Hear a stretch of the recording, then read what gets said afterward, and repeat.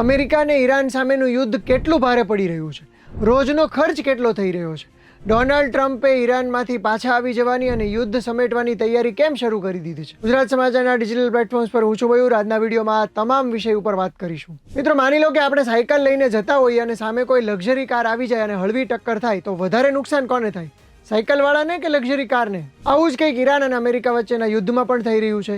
જે Donald Trump સત્તામાં આવ્યા પછી અમેરિકાના લાખો કરોડો ડોલર્સ બચાવવાની વાત કરી રહ્યા હતા, એ જ અત્યારે પર સેકન્ડ લાખો કરોડો ડોલર્સ ફૂંકી રહ્યા છે અને એના કારણે અમેરિકન ઇકોનોમી ઉપર મોટું આર્થિક ભારણ પડી રહ્યું છે અને ભવિષ્યમાં ક્રાઇસિસ પણ આવી શકે એવી શક્યતા છે. જો કે યુદ્ધ તો ઈરાન અને ઇઝરાયલ વચ્ચેનું હતું, એમાં અમેરિકા કૂદ્યું, પરંતુ એના કારણે બીજા અનેક દેશોને પણ ભોગવવાનો વારો આવી રહ્યો છે. બીજા દેશો કેવા સંકટમાંથી પસાર થઈ રહ્યા છે એનો એક આપણે અલગથી વિડીયો બનાવ્યો હતો, એ તમે જોયો જ હશે.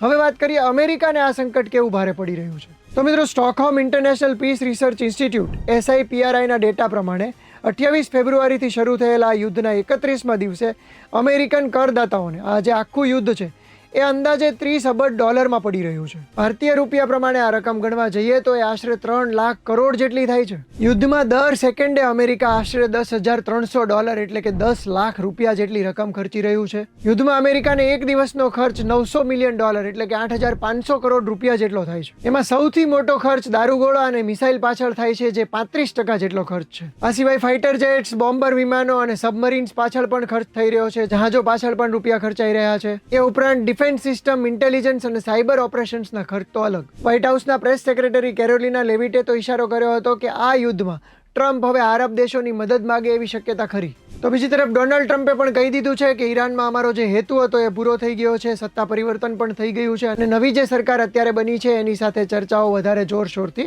ચાલી રહી છે. ટ્રમ્પે એકથી વધુ વખત ઇશારો કર્યો છે કે 15 દિવસ જેટલા સમયગાળામાં આ યુદ્ધ સંકેલાઈ જશે, કારણ કે અમેરિકામાં પણ ઠેક ઠેકાણે યુદ્ધનો અને ટ્રમ્પના પગલાઓનો જોરશોરથી વિરોધ થઈ રહ્યો છે. બીજી તરફ નવેમ્બરમાં યુએસએના મિડ ટર્મ ઇલેક્શન્સ પણ આવી રહ્યા છે, જેના ઉપર પણ ટ્રમ્પનું ધ્યાન છે, એટલે એ શક્યતા ખરી કે બહુ નજીકના સમયમાં ટ્રમ્પ યુદ્ધ સંકેલી લેવાના તમામ પ્રયાસો કરશે. જો આવું બને છે તો વિજય ખરેખર કયા પક્ષનો થયો કહેવાય, ઈરાનનો કે અમેરિકાનો? તમારો મત કોમેન્ટમાં જરૂરથી જણાવજો અને આ જ પ્રકારના ઇન્ફોર્મેટિવ વિડીયો જોવા માટે ગુજરાત સમાચાર જોતા રહેજો.